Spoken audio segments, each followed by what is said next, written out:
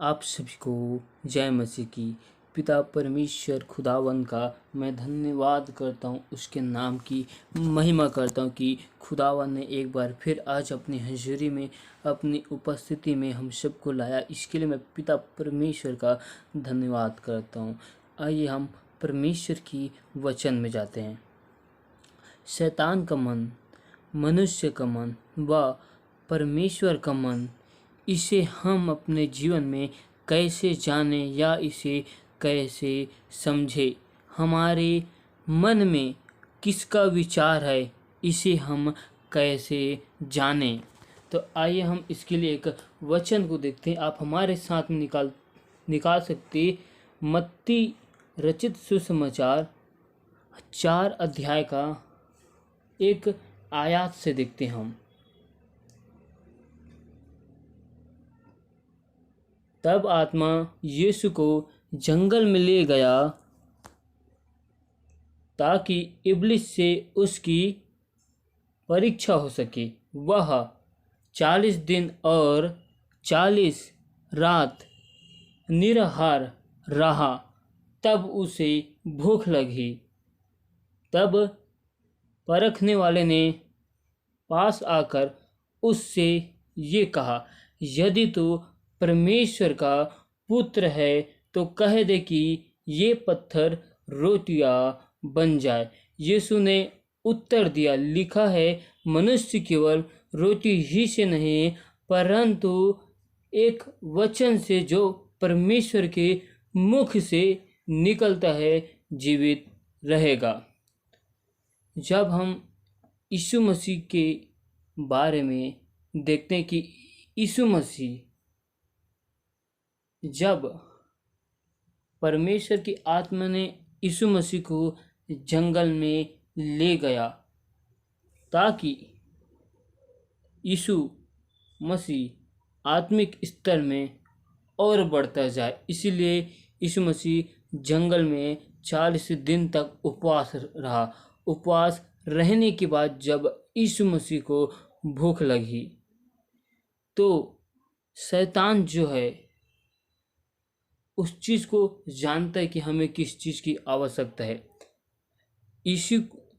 यीशु को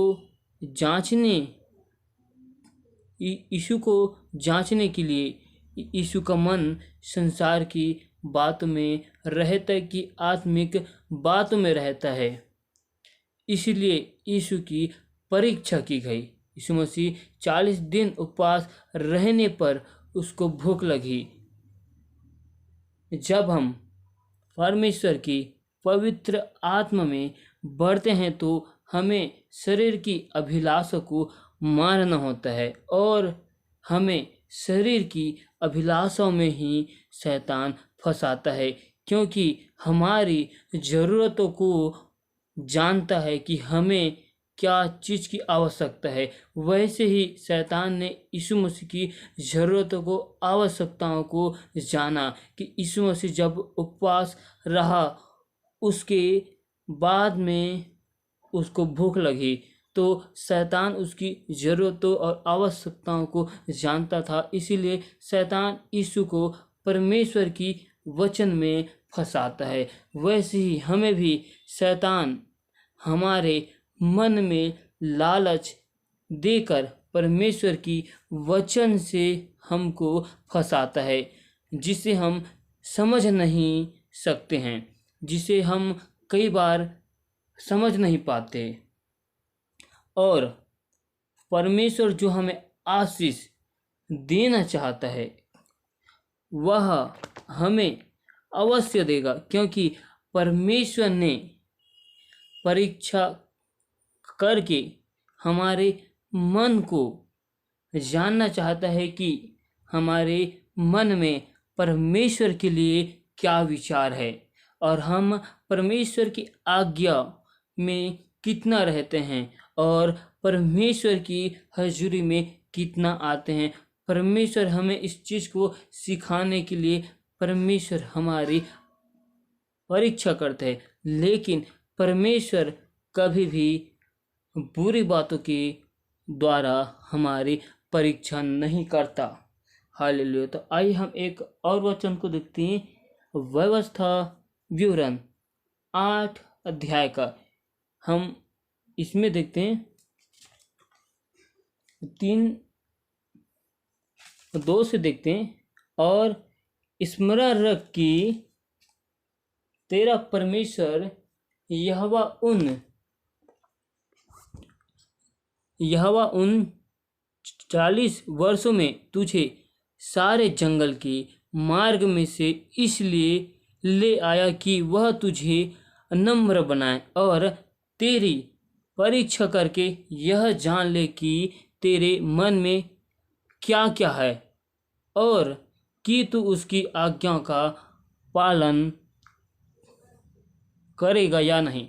परमेश्वर ने जिस प्रकार इजरायलियों को 40 वर्ष जंगल में रखा और जंगल में से उसे निकालकर इसलिए लाया कि परमेश्वर उनके मन के विचारों को जान सके, वैसे ही परमेश्वर यीशु मसीह को जंगल में ले गया और यीशु मसीह जंगल में उपवास रहा। उपवास रहने के बाद उसे शैतान से उसकी परीक्षा होती है कि यीशु मसीह परमेश्वर की आत्मा में है कि नहीं। इसीलिए शैतान परमेश्वर के वचन को लेकर इस्तेमाल करते हैं, और इसी के हम वचन में देखते, उसने तुझको नम्र बनाया और भूख भी होने दिया। वह मन्ना जिसे ना तू और ना तेरे पुरखा ही जानते थे, वही तुझको खिलाया, इसलिए कि वह तुझको सिखाए कि मनुष्य केवल रोटी ही से नहीं जीवित रहता, परंतु जो जो वचन यहोवा के मुख से निकलते हैं उनसे ही वह जीवित रहता है। जिस प्रकार परमेश्वर अपने वचन में बोलता है कि मनुष्य केवल रोटी ही से नहीं, परंतु हर एक वचन से जो परमेश्वर के मुख से निकलता है मनुष्य उनसे जीवित रहता है। यीशु मसीह ने भी परमेश्वर के इस वचन को शैतान को दिया, लेकिन शैतान ने उसे परमेश्वर के वचन में लेकर फंसाया। यदि तू परमेश्वर का पुत्र है तो कह दे कि ये पत्थर रोटियां बन जाए। आज वैसे ही हमें शैतान फंसाता है। यदि तू परमेश्वर का जन है, यदि तू परमेश्वर के लोग है, तो कह दे कि मेरे साथ ये हो जाए या ये काम हो जाए, वो काम हो जाए। वैसे ही हमें शैतान परमेश्वर की ऐसी ही वचन को लेकर हमें उलझाता है और हमें फंसाने की कोशिश करता है। जब हम परमेश्वर की भेद भरी बातों को नहीं जानते तो हम शैतान के जाल में फंस जाते हैं। तो आइए हम एक और वचन को देखते हैं। आप हमारे साथ निकाल सकते हैं भजन संहिता 91 अध्याय का 11 आयत और 12 को देखते हैं। क्योंकि वह अपने दूतों को तेरे निमित्त आज्ञा देगा कि जहाँ कहीं तू जाए वे तेरी रक्षा करे। वे तुझको हाथों हाथ उठा लेंगे, ऐसा न हो कि तेरे पाँव में पत्थर से ठेस लगे। तो हम इस वचन को देखते हैं कि मत्ती की अध्याय 4 आयत के 6 में देखते हैं। और शैतान ने यीशु से कहा और उससे कहा, यदि तू परमेश्वर का पुत्र है तो अपने आप को नीचे गिरा दे, क्योंकि लिखा है, वह तेरे विषय में अपने स्वर्गदूतों को आज्ञा देगा और वे तुझे हाथों हाथ उठा लेंगे, कहीं ऐसा न हो कि तेरे पाँव में पत्थर से ठेस लगे। शैतान परमेश्वर के इस वचन को जानता था। भजन संहिता 91 के 11 और 12 को उसी वचन से शैतान ने यीशु को फंसाने की कोशिश किया, लेकिन यीशु मसीह जानता था और उसने शैतान को जवाब दिया, तू अपने परमेश्वर की परीक्षा ना कर। आज हमें शैतान भी ऐसे ही हमारे मन में फंसाता है। Hallelujah, hallelujah. जिस प्रकार एलिय्याह को परमेश्वर ने एक दूत के द्वारा भोजन दिया और भोजन खाने के बाद एलिय्याह को परमेश्वर ने कहा कि तुझे अब लंबी यात्रा करनी है, और एलिय्याह 40 दिन और 40 रात तक लंबा यात्रा किया और होरेब पर्वत पर जा पहुंचा। परमेश्वर ने मुझे जिस जगह में जाने के लिए कहा था उसी जगह में वो गया। हालेलुया।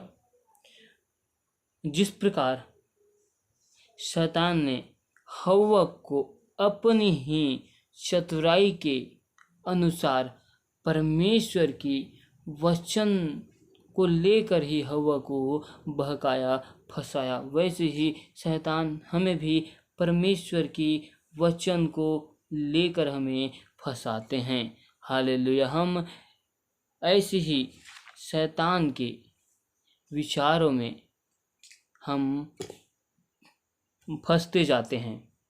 Hallelujah, hallelujah.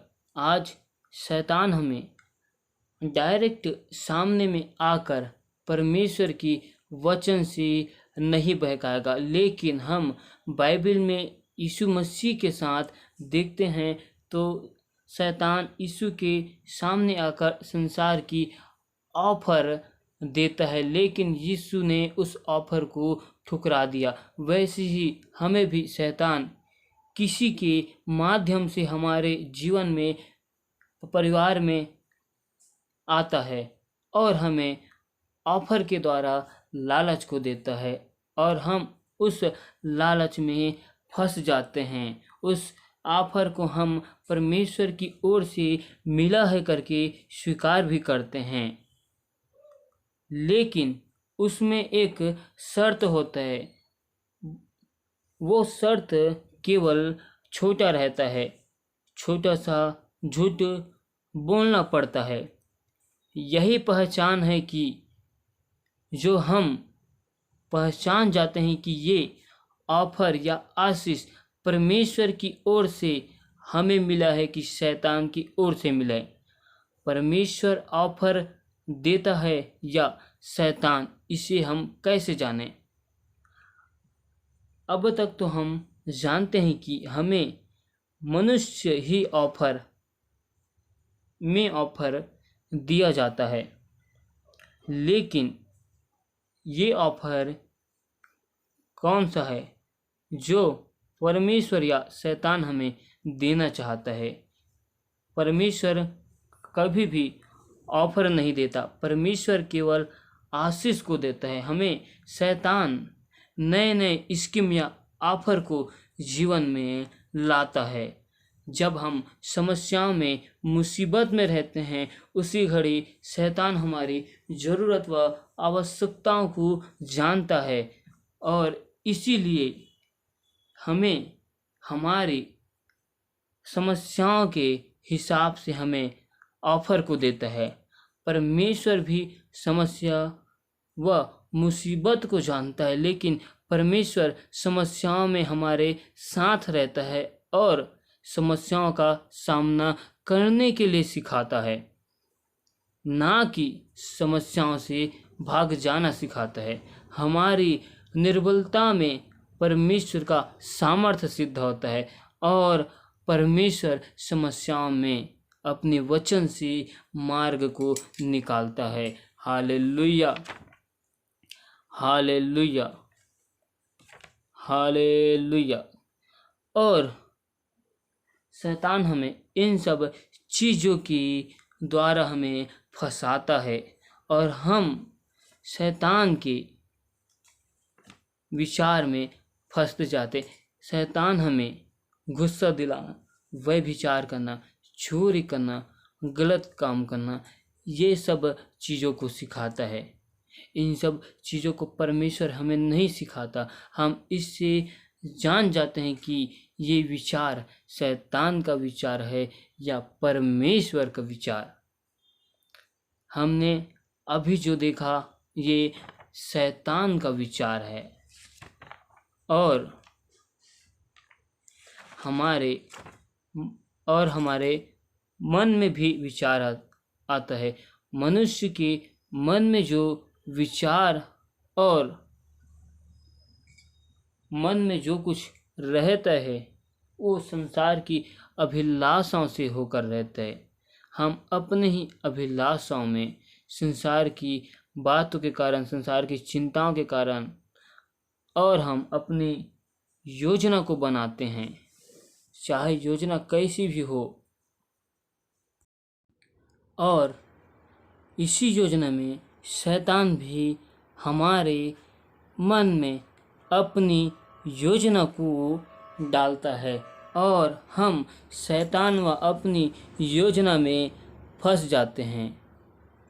जैसे हमें कल के विषय में चिंता करना है कि हमें कल के विषय में क्या खाना है, क्या पीना है, इसके विषय में हम अपने ओर से सोचते हैं और हम अपने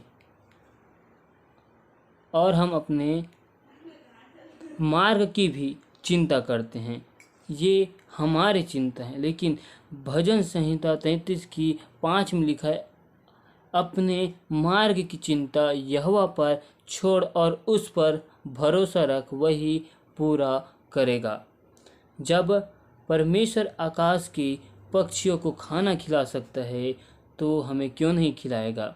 हमें अपनी मन में शारीरिक व संसारिक अभिलाषाओं से दूर रहना है और हम संसारिक अभिलाषाओं में फंसते जाते हैं।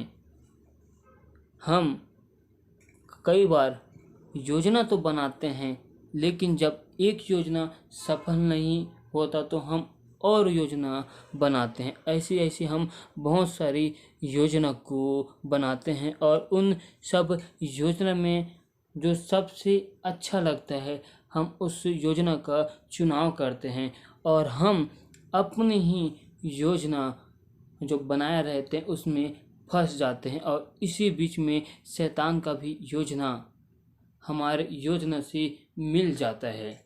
हम अपनी योजना को सुनते हैं और शैतान की योजना को भी सुनते और हमारा मन इन दोनों बातों में संघर्ष करता रहता है, क्योंकि शैतान की जो योजना होती है वो परमेश्वर के वचन को लेकर आती है और हमारी जो योजना होती है वो हम अपने मन के अनुसार बनाए रहते हैं, जिसमें हम सफल नहीं हो पाते। लेकिन शैतान की जो योजना रहती है उसको हम परमेश्वर की वचन के द्वारा जब शैतान लाते तो हम उसको समझते नहीं, तो ऐसा लगता है कि ये परमेश्वर की ओर से है और हम उस योजना में फंस जाते हैं। फिर हम उस समय डिसाइड नहीं कर पाते कि हम अपनी योजना से काम करें कि ये जो शैतान का योजना है इस पर काम करें। हम अपने और शैतान की योजना में हमेशा संघर्ष करते रहते हैं, लेकिन हम परमेश्वर की जो योजना है, परमेश्वर का जो मन है उसको हम नहीं जानते। इसीलिए हमारे साथ ऐसा होता रहता है, क्योंकि परमेश्वर का वचन कहता है, ना तो तुम संसार से और ना ही संसार की वस्तुओं से प्यार करना। जब हम संसार से और संसार की वस्तुओं से प्यार करते हैं तो उसमें पिता परमेश्वर का प्यार नहीं है, क्योंकि हमारी आँखों का अभिलाषा और हमारे शारीरिक अभिलाषा, ये सब मनुष्य के मन के विचार और सोच है और इसी में हमारे मन के विचारों में, हमारे मन के सोचों में, इसी में शैतान का विचार कार्य करते हैं और शैतान हमें परमेश्वर के विरुद्ध खड़ा करता है और शैतान हमें लालच देता है और शैतान हमें व्यभिचार जैसे गुस्सा दिलाना, चोरी करना या गलत काम करना, नेगेटिव बात को बोलना, इन सब को हमें शैतान हमारे मन में डालता है। हम जो योजना बनाए रहते हैं उस योजना में वो शामिल कर देता है। फिर हम असमंजस में हो जाते हैं और हमें उस घड़ी कुछ समझ नहीं आता कि हम क्या करें, लेकिन उस टाइम हम परमेश्वर की आवाज़ को सुनने के लिए छोड़ देते हैं। हालेलुया। जैसा हमने यीशु मसीह के बारे में देखा कि यीशु मसीह जब उपवास रहता है, जब उसको भूख लगती है, लेकिन शैतान जानता है कि उसे किस चीज़ की आवश्यकता है, उसी चीज़ को यीशु मसीह के सामने लेकर आता है। वैसे शैतान हमारे आवश्यकताओं और ज़रूरतों को जानता है और हमारी आवश्यकताओं और ज़रूरतों को हमारे सामने लेकर आएगा। लेकिन परमेश्वर भी हमारे ज़रूरत और आवश्यकताओं को जानता है, लेकिन परमेश्वर उस घड़ी उस समय वो लेकर नहीं आता, क्योंकि परमेश्वर हमें उन समस्याओं और मुसीबतों में भागने नहीं देता, ना ही पीछे हटने देता है, बल्कि परमेश्वर हमें उन समस्याओं में, विपत्तियों में हमें सामना करना सिखाता है। इसलिए हमें परमेश्वर की योजना को समझना है। हालेलुया।